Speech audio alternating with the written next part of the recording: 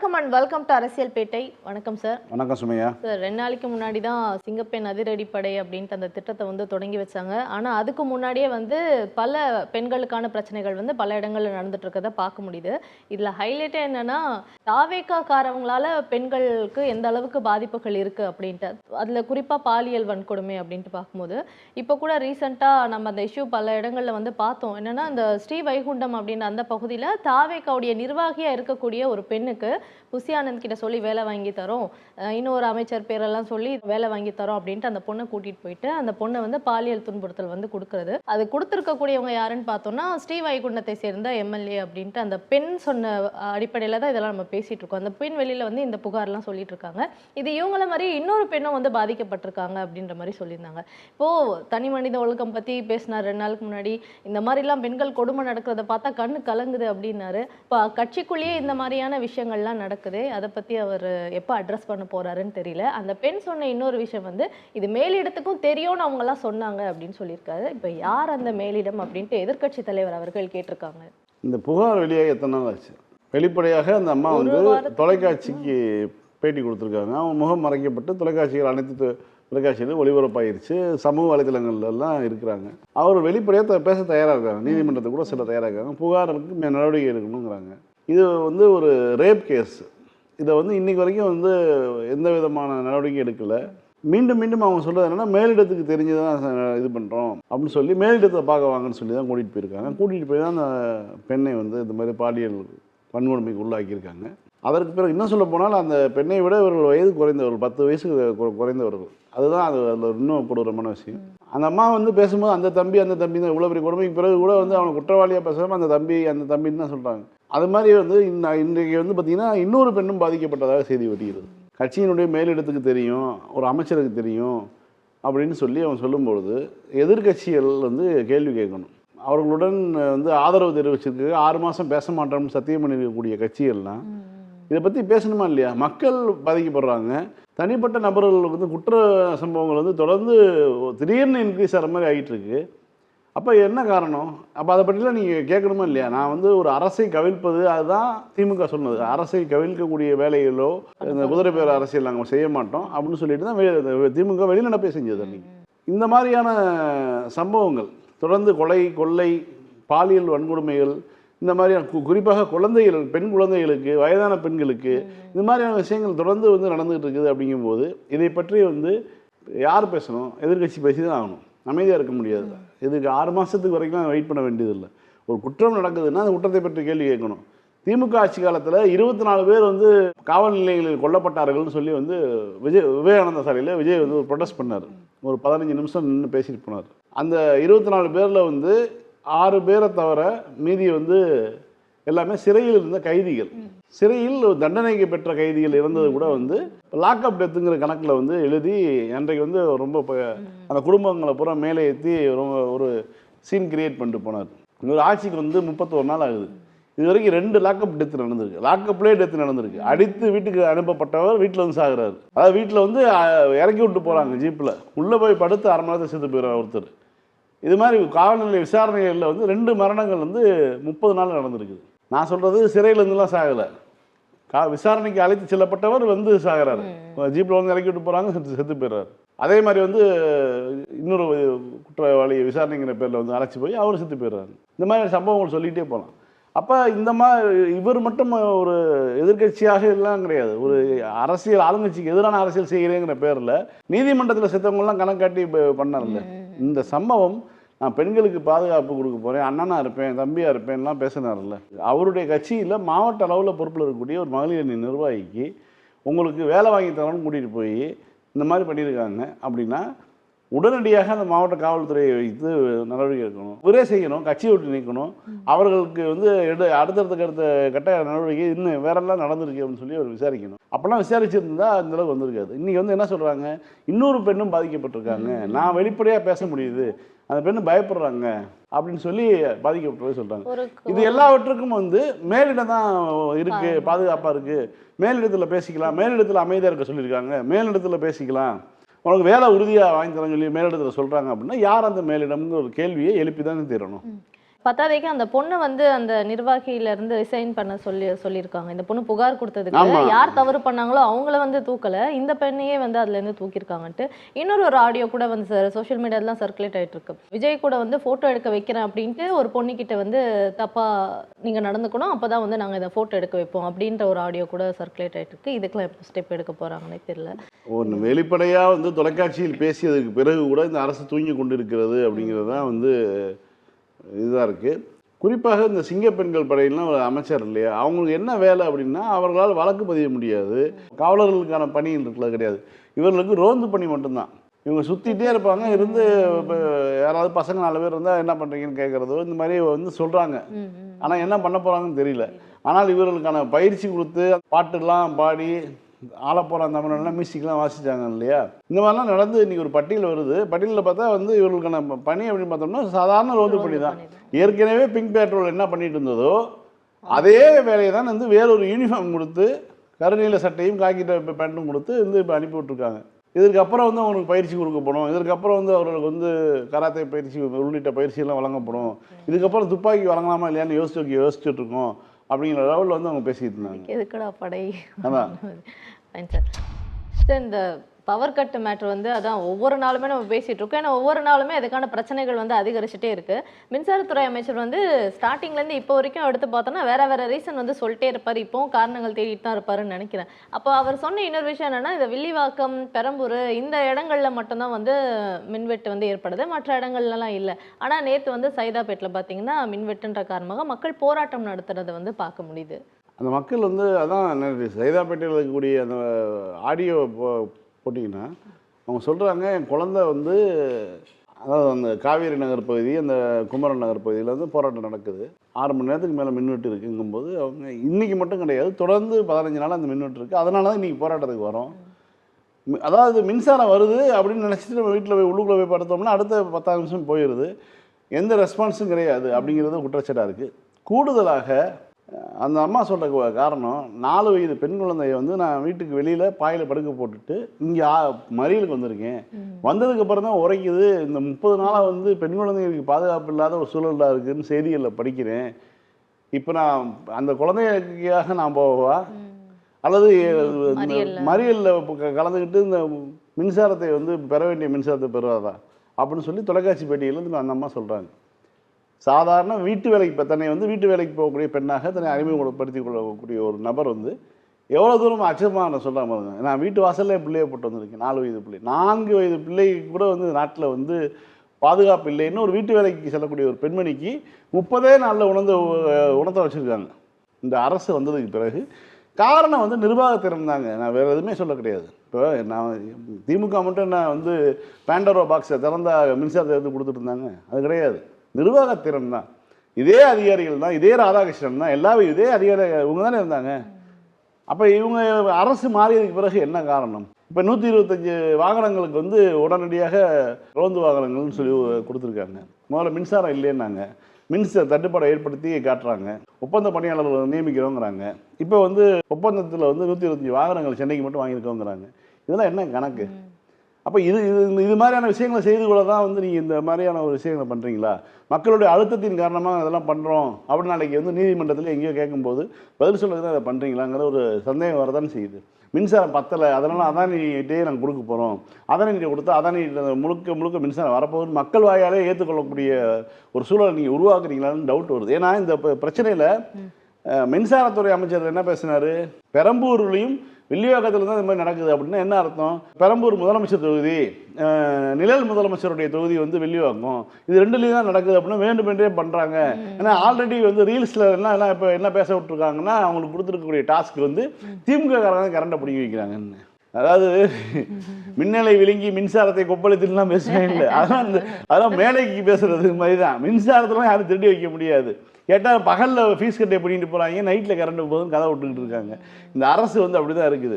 ஆனால் நடக்கக்கூடிய பிரச்சனை பார்த்தா சைதாப்பேட்டையில் அதுவும் அவங்க சொல்கிறாங்க, ஒரு வாரமாக 10-15 நாளாக இந்த பிரச்சனை நடக்கும் போது இன்றைக்கி ரோட்டுக்கு வரோம் அப்படிங்கிறாங்க. அதுவும் இல்லாமல் அரசு கட்டடங்களில் பார்க்குறோம் புறமே அங்கெல்லாம் மின்விளக்கு எரிஞ்சிட்டு இருக்குது. மக்கள் வசிக்கக்கூடிய பகுதியில் மட்டும் ஏன் இல்லை அப்படின்னு சொல்லி அந்த அவங்க போராடக்கூடிய மக்கள் கேட்குறாங்க. இங்கே மட்டுமா, திருச்சியில் வந்து போராட்டம் நடக்குது. இது மாதிரி பல பகுதியில், அம்பத்தூர் பகுதியில் போராட்டம் நடக்குது. நீலாங்கரை பக்கமும் முந்தானத்து ஃபுல்லாக. ஆமாங்க, அதுவும் நீலாங்கரையில் பார்த்தீங்கன்னா வடக்கிலிருந்து தெற்கு நோக்கி போகக்கூடிய அந்த ஈசிஆர் சாலையில் இடதுபுறம் வந்து மின்வெட்டு கிடையாது. இடதுபுறம் முழுக்க பங்களாக்கள்லாம் இருக்கக்கூடிய பகுதி, முதலமைச்சர் உள்ளிட்டவர்கள் எல்லாரும் இருக்காங்க. இடதுபுறம் முழுக்க முழுக்க பங்களாக்களாக இருக்கக்கூடிய பகுதி, முதலமைச்சர் உள்ளிட்டவர்கள் எல்லாரும் இருக்காங்க. அப்படியேப்பட்ட பகுதியில் மின்வெட்டு கிடையாது. இந்த பக்கம் வலது பக்கம் ஏழை எளிய மக்கள் வாழக்கூடிய, நடுத்தர மக்கள் வாழக்கூடிய பகுதியில் மின்வெட்டு. அப்போ இப்போ பார்ப்பானா இல்லையா? இப்போ நேற்று சைதாப்பேட்டையில் அந்த அம்மா என்ன சொல்கிறாங்க, நாங்கள் இங்கேருந்து பார்க்குறோம், ரோட்டுக்கு அந்த பக்கம் கரண்ட் இருக்குது, அரசு அலுவலக குடியிருப்பு கரண்ட் இருக்குது, அப்போ எங்களுக்கு மட்டும் என்ன பிரச்சனை, எங்களுக்கு ஏன் தர மாட்டேங்கிறீங்க? அவங்க கேட்குறது என்ன, நாங்கள் ஒரு ஃபேன் ஓடிச்சுன்னா தூங்கிடுவோம், ஒரு 4 மணி நேரம் தூங்கணும், 5 மணி நேரம் தூங்கணும், காலைல வேலைக்கு போகணும் அப்படிங்கிறது அவங்களுடைய கோரிக்கையாக இருக்குது. அப்போ இவங்க எதனால இந்த தட்டுப்பாடு ஏற்படுது? கிட்டத்தட்ட கோடை காலம் முடிஞ்சிருச்சு, கோடையினுடைய உச்சத்தை தாண்டி வந்துட்டோம். அப்போ நீங்கள் என்ன பிரச்சனை உங்களுக்கு? அப்போ இந்த தட்டுப்பாட்டை பற்றி வெளியில் சொல்ல மாட்டீங்களா? இப்போ ஒரு அதிகாரிகளுக்கு, இப்போ ஒரு தமிழ்நாட்டில் வந்து ஒரு நாளைக்கு இவ்வளோ மின்சாரம் வந்து அனல் மின்சாரம் உற்பத்தி ஆகுது, மற்ற மேட்டூர் இதுலேருந்து இவ்வளோ உற்பத்தி ஆகுது, தூத்துக்குடியிலேருந்து இவ்வளோ உற்பத்தி ஆகுது, இது இல்லாமல் தனியார்லேருந்து இவ்வளோ உற்பத்தி ஆகுது, இந்த மாதிரியான ஒரு கணக்கு இருக்குன்னா இருக்காதா? காற்றாலைகள் மூலமாக மின்சாரம் இவ்வளோ வருது, நேஷனல் கிரிடுக்கு நம்ம கையெழுத்து போட்டாச்சு, கொடுக்குறோம், உதவி மின் திட்டத்தின் அடிப்படையில் கொடுத்துட்றோம், நம்மளுடைய தேவைக்கு அங்கே வாங்கணுமா இல்லையா? நம்ம எவ்வளோ தராங்க அப்படின்னா ஒன்றிய அரசு தரலைன்னா தலைமை இருக்குது, நம்ம கையெழுத்து போட்டு நமக்கு தலைமை மறுக்கிறாங்க அப்படிங்கிறதையாவது வெளிப்படையாக போட்டு உடைக்கணுமா இல்லையா? எதுவும் செய்கிறது கிடையாது. இவங்க செய்வது எல்லாமே என்னென்னா, இப்போ வந்து மின்சாரத்தை தட்டுப்பாடை வந்து இவங்க செயற்கையாக ஏற்படுத்தி ஜூலை 1ஆம் தேதி வந்து ஒவ்வொரு ஆண்டும் மின் கட்டணத்தை உயர்த்தியாக வேண்டும். அதான் வந்து உதவி மின் திட்டத்தினுடைய மிக முக்கியமான சரத்து. திமுக ஆட்சி பொறுப்பில் இருக்கும்போது தொழில் ரீதியாக மின்சாரத்தை பயன்படுத்தக்கூடியவர்களுக்கு வந்து தான் கட்டணத்தை உயர்த்தினாங்களே தவிர வீடுகளுக்கு உயர்த்தலை. இப்போ வந்து உயர்த்தியாக வேண்டிய கட்டாயத்தில் வந்து இந்த அரசு இருக்குது அல்லது ஆசைப்படுது. அப்போ இவங்களுக்கு என்ன பண்ணணும்னா, மின்சாரத்தை வந்து தூங்க முடியாமல் ஒரு 15 நாளைக்கு பண்ணி விட்டோம்னா, அதுக்கப்புறம் வந்து வேறு வழியே இல்லை, உங்களுக்குலாம் டெய்லி கரண்ட் வரணும்னா வந்து மின் கட்டணத்தை உயர்த்தினா தான் கிடைக்கும் அப்படிங்கிற ஒரு காரணத்தை சொல்லி ஜூலை 1ஆம் தேதிக்கு அப்புறம் வந்து மின் கட்டணத்தை உயர்த்தி இவர் அறிவிக்க இருக்கிறார்கள்னு ஒரு செய்தியும் இருக்குது. இப்போ இந்த மின்சார வெட்டுக்கு பின்பு இவ்வளவு காரணங்களும் இருக்குதுங்கிறது தான் நம்ம இப்போ தெரிஞ்சுக்கொள்ளக்கூடிய விஷயம். சார், இந்திய கம்யூனிஸ்ட் கட்சியுடைய மாநில செயலாளர் வீரபாண்டியன் அவர்கள் சொல்லியிருக்கக்கூடிய ஒரு விஷயம், கனி இருப்ப காய் கவர்த்தற்று அப்படின்னு சொல்லியிருக்காரு. அது எதுக்கு அப்படின்னா, திமுக கூட்டணியில் இப்போ நீங்கள் இருக்கீங்களா இல்லையா அப்படின்ட்டு கேட்கும்போது அவர் ஒரு விளக்கம் கொடுக்குறாரு. அதுக்கு அந்த ரிப்போர்ட்டர் வந்து, அப்போ நீங்கள் திமுக கூட இல்லை அப்படின்ட்டு எடுத்துக்கலாமா, இனி வரும் காலங்களையும் இல்லை அப்படின்னு எடுத்துக்கலாம்னா, இல்லை உங்கள் மொழியில் நீங்கள் எடுத்துக்கோங்க, நாங்கள் வந்து அழகிய தமிழில் சொல்லணும்னா கனி இருப்ப காய்க்க வருது. இது வந்து இந்த லைனுக்கு யாருக்கும் அர்த்தம் தெரியாதுன்னு நினச்சிட்டாங்களா என்னன்னு தெரியல. அப்போ வந்து ஜெயிக்கிறவங்களோட மட்டும் தான் நாங்கள் இருப்போம், தோத்தா வந்து நாங்கள் சப்போர்ட்டிவாக இருக்க மாட்டோம் அப்படின்னா அப்புறம் என்ன அந்த கம்யூனிஸ்ட் அப்படின்ற ஒரு இது அவங்க வந்து ஓப்பனாகவே சொல்கிறாங்க. திமுக கூட இப்போ இருக்கிற சூழலில் வந்து நாங்கள் தாவைக்க கூட தான் தொடர போகிறோம், திமுக கூட இருக்க போகிறதில்ல அப்படின்னு அவர் சொல்லியிருக்கத எப்படி எடுத்துக்கிறது? காங்கிரஸில் வந்து காங்கிரஸ் திமுகவுக்கு ஒரு மிகப்பெரிய வரலாற்று துரோகத்தை செய்துவிட்டு தான் போனது. ஆனால் காங்கிரஸ் கூட அந்த துரோகத்தின் பலனாக 2 அமைச்சர் பதவி வந்து வாங்கிட்டாங்க. அப்போ அதை நம்ம ஏற்றுக்கலாம். ஓகே, நீ வந்து உனக்கு தேவை இதானே, இந்த பிஸ்கட்டுக்காக தான் நீ வந்து பாஞ்சிருக்க அப்படின்னு நம்ம புரிஞ்சுக்கலாம். அந்த 2 பிஸ்கட் சாப்பிட்டியா போ அப்படின்னு நம்ம புரிஞ்சுக்கலாம். ஆனால் இவங்களுக்கு என்ன பிரச்சனை, இவங்க வெளியில இருந்து ஆதரவு தெரிவிக்கிறாங்க. சிபிஐ வந்து இந்த சூழலில் நாங்கள் திமுக கூட்டணி இல்லைங்கிறாங்க. ஒரு கூட்டணி என்பது தேர்தல் முடிந்த உடனே முடிஞ்சிடணும்னு வச்சுங்களேன். ஆனால் திமுகவினுடைய மதசார்பற்ற முற்போக்கு கூட்டணியினுடைய தேவை என்பது பாஜகவை ஆட்சியிலிருந்து அப்புறப்படுத்துவது. அதுதான் அதனுடைய கோல். பாஜகவை வந்து இந்தியா முழுக்க காவி வண்ணம் பூசக்கூடிய பாஜகவை ஆட்சி பொறுப்பிலிருந்து அப்புறப்படுத்துவது. ஏன்னா இப்போ கூட வந்து திருவள்ளூருக்கு காவி பூசி கவர்னர் பக்கத்து மாநிலத்திலிருந்து இங்கே பொறுப்பு கவர்னராக இருக்கிறவர்கள் இந்த வேலையை செஞ்சார். ஸோ இந்த வந்து கடுமையாக விமர்சனத்தை முன்வைச்சு திமுக இயங்குது. அப்படி இருக்கும்போது இந்த மாதிரியான திமுகவினுடைய அல்டிமேட் கோலே வந்து அதான். அப்படிங்கும்போது அதுக்கு ஏற்றுக்கொண்டு தான் நீங்கள் எல்லாமே இருந்தீங்க. இதற்கு இடையில ஒரு கட்சி திடீர்னு யாரும் எதிர்பார்க்காமல் வந்து ஒரு 107 சீட்டு ஜெயிச்சிட்டாங்க. 107 சீட்டில் வந்து இருக்கும்போது இவங்க ஆதரவு கொடுக்க போகிறாங்க.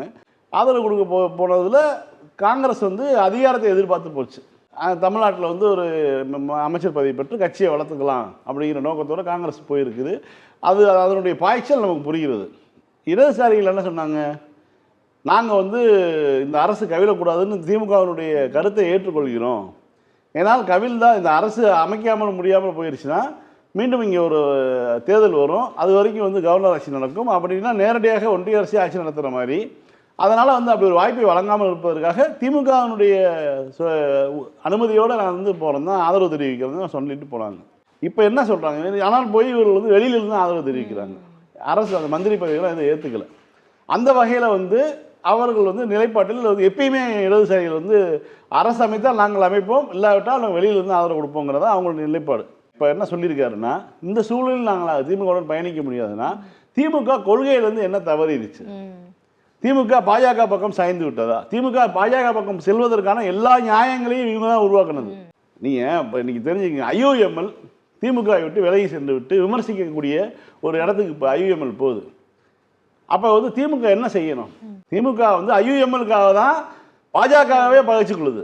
பாஜகவுடன் நமக்கு என்ன பகை, அது வந்து ஒரு வலதுசாரி கட்சி, அது சிறுபான்மை மக்களை வஞ்சிக்குது, நாங்கள் சிறுபான்மை மக்களுடைய பாதுகாவலர்கள், நாங்கள் அதனால தான் அப்படின்னு சொல்லி திமுக இறங்கி களத்தில் இறங்கி பாஜகவுடன் அவ்வளவு தூரம் வந்து சண்டை செய்யுது. இந்தியாவில் வேறு எந்த கட்சியுமே எதிர்க்காத அளவுக்கு வந்து பாஜகவை எதிர்க்கக்கூடிய ஒரு கட்சியாக திமுக ஏன் இருந்ததுன்னா, அது வந்து சிறுபான்மை மக்களுக்கு பாதுகாவலராக இருக்கணும், இந்தியாவை வந்து ஒரு மதசார்பற்ற நாடாக இருக்கணுங்கிறதுக்காக வந்து திமுக செயல்படுது. ஆனால் IUML உட்பட, நான் இடதுசாரிகளை பற்றி கூட விட்டுருங்க, IUMLே வந்து திமுகவை கைவிட்டு விட்டு போனதுக்கு பிறகு, அங்கே போய் இருந்துட்டு விமர்சனம் பண்ணதுக்கு பிறகு நாம் வந்து எந்த நிலைப்பாட்டை திமுக எடுக்கலாங்கிறது ஒன்று இருக்குது. ஆனாலும் கூட திமுக இன்றளவுக்கு தன்னுடைய நிலைப்பாட்டில் சரியாக தான் இருக்குது. பாஜகவினுடைய திட்டங்களையும் கொள்கைகளையும் எல்லாவற்றையும் வந்து எதிர்த்து பேசிக்கொண்டு தான் இருக்குது திமுக. தனியாக நின்றாலும் திமுக தன்னுடைய கொள்கையை விட்டு மாறுபடவே இல்லை. ஆனால் இப்படி ஒரு வார்த்தையை சொல்ல வேண்டிய அவசியம் என்ன இருக்குது? திமுக இந்தியா கூட்டணி கூட்டத்தில் பங்கேற்க முடியாதுன்னு சொன்னாங்க. என்ன காரணம்?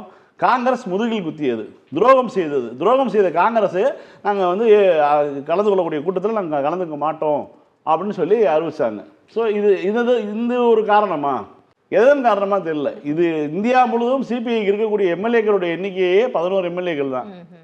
தமிழ்நாட்டில் 2, இந்தியா முழுவதுமே 11 தான். கேரளாவில் 8, வேற எங்கிட்ட ஒரு பீகார் நினைக்கிறேன், பீகாரில் ஒரு எம்எல்ஏ. மொத்தமே வந்து 11 எம்எல்ஏக்கள் இப்போ நடப்பில் இருக்குது அவங்க கையில். 2 MP இருக்காங்க தமிழ்நாட்டில் மட்டும்தான். 2 மாநிலங்களவை உறுப்பினர் இருக்காங்க. அது வந்து சிபிஎம் கொடுத்த வாய்ப்பு. சிபிஎம் வந்து கேரளாவிலேருந்து அவங்க அனுப்பி வச்சாங்க. 2 மாநிலங்களவை எம்பிக்கள் வந்து இருக்காங்க, அது சிபிஐ கொடுத்த எம்பி. அப்போ வந்து இப்படியான சூழலில் திமுக எந்த நிலைப்பாட்டையும் அரசியல் நிலைப்பாட்டையும் எடுக்காத சூழலில், திமுக ஒரு மாற்று அணியை துவங்காத சூழலில் எதற்காக இவங்க சொல்லணும்? நீங்கள் வெளியிலேருந்து ஆதரவு தானே கொடுக்குறீங்க. நீங்கள் திமுக கூட்டணிங்கிறது தேர்தல் கூட்டணி, தேர்தலோடு முடிஞ்சு போயிடும். இது திமுக கூட்டணி என்பது தேர்தல் கூட்டணி அல்ல, பாஜகவை அப்புறப்படுத்துறது தான் நோக்கம்ங்கிற கூட்டணியில் தான் திமுக இருக்குது. மதசார்பற்ற முற்போக்கு கூட்டணியினுடைய ஒரு விரிவான வெர்ஷன் தான் வந்து இந்தியா கூட்டணி. இங்கே உருவாக்கப்பட்ட சிபிஎம், சிபிஐ, விசிக, IUML உள்ளிட்ட திமுகவினுடைய தலைமையிலான மதசார்பற்ற முற்போக்கு கூட்டணியினுடைய பெரிய வெர்ஷன் தான் இந்தியா கூட்டணி. ஸோ அப்போ அந்த பெரிய வெர்ஷனில் ஒரு பிரச்சனை. அங்கே இருக்கக்கூடிய கட்சி காங்கிரஸ் கட்சி வந்து திமுகவுக்கு முதுகில் குத்தி விட்டது. அதன் அடிப்படையில் திமுக கூட்டத்தில் கலந்துக்கு தான் மாட்டேன்னு தான் சொன்னாங்களே தவிர இந்தியா கூட்டணி விட்டு வெளில வரணும்லாம் பேசலை. அப்போ நீங்கள் எதுக்கு வந்து நான் திமுகவோட நாங்கள் வந்து இப்போ வந்து கூட்டணியோட இருக்க முடியாது சொல்கிறீங்கன்னா, இப்போ உங்களுக்கு என்ன நெருக்குதல்?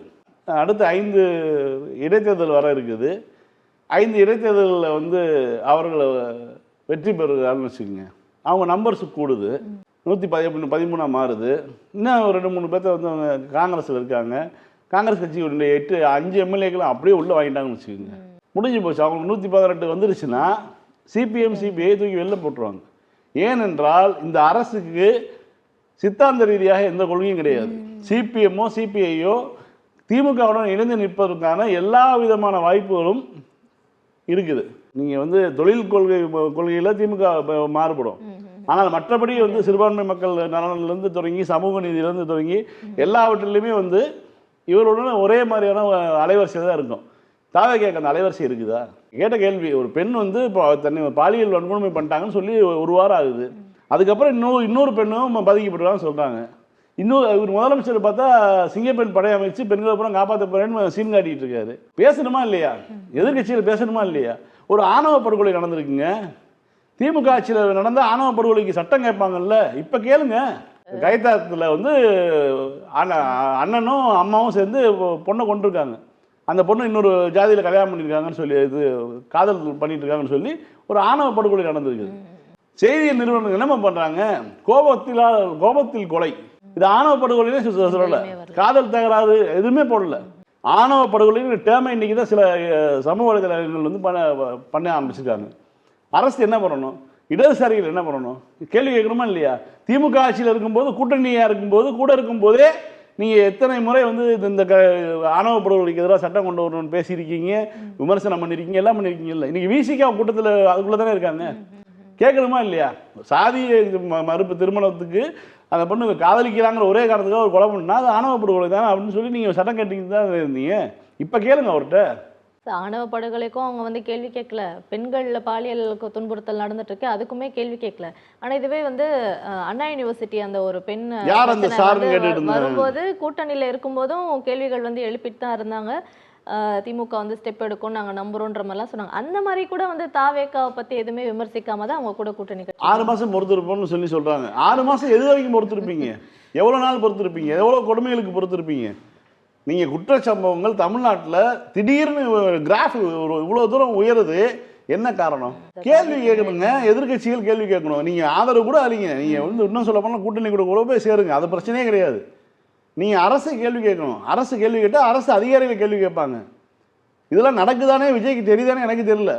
இந்த சம்பவங்களை பற்றி அந்த விஜய் அளவுக்கு எஸ்கலேட் பண்ணி கொண்டு போய் இந்த செய்திகள் சேருதானே எனக்கு தெரியல. அவர் தனியாக ஒரு ஏதோ ஒரு லாலாலாண்டுக்குள்ளே இருக்கார். அவர் இப்போ இன்றைக்கி டெல்லி போயிருக்காருன்னா போய் சோனியா பார்த்து ராகுலை பார்க்கலன்னு சொல்லி சொன்னாங்க, போய் பார்த்துட்டு வந்துட்டார். மோடி கூட நிதிய கூட்டத்தில் கலந்துருக்காரு, அதெல்லாம் ரைட்டு, எல்லாமே ஓகே. ஆனால் இங்கே தமிழ்நாட்டில் நடக்கக்கூடிய பிரச்சனைகள், தமிழ்நாட்டில் நடக்கக்கூடிய மின்வெட்டுகள், தமிழ்நாட்டில் நடக்கக்கூடிய கொலைகள், பெண்களுக்கு எதிரான குற்றங்கள், இதெல்லாம் வந்து அவருக்கு தெரியுதானே எனக்கு தெரியல. அவர் எந்த உலகத்தில் இருக்காருன்னு எனக்கு தெரியல. Fine sir. அதாவது என்ன பண்ணாலுமே ரீல்ஸ் மூலமா அதை வந்து கன்வே பண்ணிடலாம் அப்படின்ற இது. ஓகே, இன்ஸ்டாகிராம் இருக்கு, ரீல்ஸ் இருக்கு, நம்ம இதை பண்ணிட்டோம், ஓகே இத்தனை பேருக்கு போய் சேர்ந்துருச்சாது அப்படின்ற ஒரு மனநிலையில தான் இவங்க கெட்டிக்காரன் புழுகுவதே 8 நாள் தான். இவங்க எவ்வளோ நாளைக்கு செய்ய முடியும்? ஒரு தேர்தலில் ஜெயிக்க முடியுங்க. மக்கள் நேரடியாக அனுபவிப்பான்ல. நீங்கள் திமுக ஆட்சி காலத்தில் மக்களுக்கு வந்து எல்லா வகையிலும் வந்து சொஃபஸ்டிகேட்டடாக வச்சுக்கிட்டாங்க. உங்களுடன் ஸ்டாலின் திட்டம் போட்டு தெருக்கு போய் மனு வாங்கி அங்கேயே பட்டா பிரச்சனையா என்ன பிரச்சனையோ எல்லாமே செஞ்சு கொடுத்தாங்க. அப்படி தாளாட்டி சீராட்டி வச்ச கட்சிக்கே வந்து ஓட்டு போடாதவங்க அனுபவிக்க வைக்கக்கூடிய, அன்றாடம் தூங்கி கொசுக்கடியில் படுக்க வைக்கக்கூடிய ஒரு கட்சிக்கு எப்படி வந்து வாய்ப்பு வழங்குவாங்க? மறப்பாங்களா? அதெல்லாம் இன்னும் நடக்கும். இந்த ஆட்சி என்பது எம்ஜிஆர் ஆட்சி வந்து இப்படி தான் இருந்தது. ஏன் தடி எடுத்தவனா தண்டக்காரர் மாதிரி ஒவ்வொரு பகுதிக்கும் ஒருத்தர் வந்து பண்ணிட்டு இருந்தாங்க. இந்த மாதிரி இருக்கும்போது அன்னைக்கு பதிய வைப்பதற்கு சமூக ஊடகங்கள் இல்லை. இன்னைக்கு உடனே காட்சிப்படுத்துவதற்கு சமூக ஊடகங்கள் இருக்குது. சார் இப்போ ரீசெண்டாக பார்த்தீங்கன்னா திருவள்ளூரில் ஒரு அரசு பள்ளியில், அதாவது அமைச்சர்களும் எம்எல்ஏஸுமே வந்து அந்த மைக்கை மாட்டிட்டு தான் ஆய்வு பண்ணவே போகிறாங்கன்னும் பொழுது நிர்வாகிகளை மட்டும் என்ன சொல்கிறது, தாவேக்க நிர்வாகிகள் அரசு பள்ளியில் போயிட்டு குழந்தைங்களுக்கு வந்து ஹெல்ப் பண்ணுறோம் அப்படின்றதையும் ரீல்ஸ் எடுத்து வந்து போடுறது. அப்புறம் விஜய் அங்கிள் மேலே சத்தியம் பண்ணி சொல்லுங்க அப்படின்ட்டுலாம் அந்த குழந்தைங்களை வந்து சொல்ல வச்சு அதை ரீல்ஸ் எடுத்து போடுறத வந்து பார்க்க முடியுது. சரி, நீங்கள் உங்கள் விளம்பரத்துக்கு ஏதாவது பண்ணுங்கள், அந்த குழந்தைகளுடைய முகம் அதில் வருது, நாங்கள் இந்த குழந்தைக்கு இதை கொடுத்தோம் அப்படின்றதெல்லாம் வந்து விளம்பரம். முதல் மிக்சரே என்ன பண்ணார், வீட்டில் போய் அப்பா அம்மாட்ட கிண்டர் ஜாய் கேட்குற மாதிரி வந்து மாமாவுக்கு ஓட்டு போட சொல்லி கேளுங்கன்னு சொல்லி கேட்டவர் தான். தலைமை தற்கொலையே அப்படி இருக்கும்போது கீழே எப்படி இருப்பாங்க, இப்படி தான் இருப்பாங்க. ஸ்கூலில் போய் அந்த பள்ளி குழந்தைகள்கிட்ட போய் இந்த மாதிரி வந்து அரசியல் பேசக்கூடிய அறிவு இப்படி தான் இருக்கும். அதான் சொன்னேன்ல, எம்ஜிஆர் ஆட்சி காலத்தில் இதே மாதிரி தான் தடி எடுத்தவங்க தண்டல்கார மாதிரி நடந்துக்கிட்டு இருந்தாங்க. அன்றைக்கு வந்து பதிவு வைப்பதற்கு வந்து எதுவுமே இல்லை. இதே மாதிரி ஊடகங்கள் வந்து ஒத்து ஊதி கொண்டு இருந்தேன். இன்றைக்கி வந்து சமூக ஊடகம் இருக்குது, எல்லார் கையிலையும் ஃபோன் இருக்குது, உடனே வந்து எல்லா பக்கம் வெளியில் வருது. அதான் சொன்னேன், இவங்களுக்கு வந்து இந்த ஏண்டா ஓட்டு போட்டோம் அப்படின்னு இப்போவே வந்து செருப்பு கழட்டி அடிக்கக்கூடிய நிலைமையில் வந்துட்டாங்க, தகனே அடித்து கொள்ளக்கூடிய நிலைமையில் வந்துட்டாங்க. வரக்கூடிய நாட்கள் வந்து இன்னும் மோசமாக தான் இருக்கும். ஏனென்றால் பல்வேறு தொழில்கள் பிரச்சனைகள் எல்லாமே பாதிக்குது. இப்போ ஒரு 55,000 பேருக்கு வேலை வாய்ப்பு போயிடுச்சு. அந்த எம்டிஎல் நிறுவனம் வந்து ஆந்திராவுக்கு போனனால 55,000 பேருக்கான வேலை வாய்ப்பு போயிடுச்சு. 55,000 பேரில் வந்து ஒரு 6,000 பேர் தான் வந்து ஒரு அந்த துறை சார்ந்த கல்வி அது மாதிரியான இது. மற்றவர்கள்லாம் உடல் உழைப்பு தொழிலாளிகள். அப்போ அவங்களுக்கு வந்து ஒரு நல்ல சம்பளத்துடன் கூடிய ஒரு வேலை வாய்ப்பு பறி போயிருக்கு. இன்றைக்கி திமுக வந்து கஷ்டப்பட்டு கொண்டு வந்த ஒரு விஷயத்தை வந்து ரொம்ப சாதாரணமாக தொலைச்சிட்டு உட்காந்துருக்கு இந்த அரசு. இப்போ வரைக்கும் எங்கிட்ட வந்து தமிழ்நாடு அரசுல வந்து ரிப்ளை இல்லைன்னு சொல்லி தான் நேற்று கூட அந்த நிறுவனம் சொல்லுது. அப்படின்னா இவங்களுடைய அரசினுடைய போக்கு எப்படி இருக்குன்னு நமக்கு நல்லாவே தெரியும். பாவம் மக்கள், தமிழ்நாட்டு மக்கள் தெரியாமல் ஏமாந்து, அது எல்லா மக்களையும் சொல்ல முடியாது. டெல்டா பகுதி மக்களாக இருக்கட்டும், கிராமத்தில் இருக்கக்கூடிய இன்னும் சொல்ல போனால் கிராமத்து ஜனங்களை வந்து தெரியாது, படிக்காதவங்க அப்படிலாம் சொல்லுவாங்க. ஆனால் கிராமத்து மக்கள் தான் திமுகவுக்கு வாக்களிச்சிருக்காங்க. நகரப்பகுதியில் இருக்கிறவங்க தான் வந்து இந்த கவர்ச்சி அரசுக்கு மயங்கி வாக்களிச்சுட்டு நகரத்தில் தான் கரண்டை கட் பண்ணுறாங்க. கிராமத்தில் அது கூட தேவையில்லை, நிம்மதியாக கைத்துக்கட்டில் போட்டு வெளில காத்தோட்டமாக படுத்துட்டு போயிடுவாங்க. நகரத்துக்குள்ளே வேலைக்கு போகக்கூடிய மக்களை பாதிக்க வைக்கக்கூடிய ஒரு வேலையை நகர மக்கள் வாக்களித்ததனால் இந்த சூழல் வந்து நிற்கிது. இந்த சூழல் மாறும். ஃபைன் சார், திரும்ப நாளைக்கு இதே நிகழ்ச்சியில் சந்திக்கலாம். மீண்டும் நாளை இரவு 9:30 மணிக்கு அரசியல் பேட்டை நிகழ்ச்சியில் சந்திக்கலாம். நன்றி. நன்றி.